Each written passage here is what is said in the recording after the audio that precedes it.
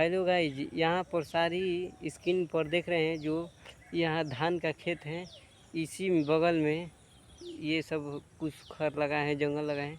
इसी के बगल में देखिए ये दोस्त, ये लड़का देख रहे हैं ना आप लोग, यहाँ से रास्ता है, यहाँ पर आकर के यहीं पर हगने बैठा था और हग लिया। देखो ले जा करके भाग रहा है कैसे, देखिए देखना मेरे दोस्त जल्दी भाग रहा है। इसका नाम है भोला कुमार शाह, भोला कुमार शाह नाम है। और बेचता कीनता है ना, जोखता है सामान, उसमें 200 ग्राम हमेशा कम दे देता है। जो ग्राहक बोलता है तो उसको डांट के खेत देता है। इसका नाम है, इसी का नाम है भोला कुमार शाह। देखिए दोस्तों ले जाकर मुँह तो भाग रहा है अपने,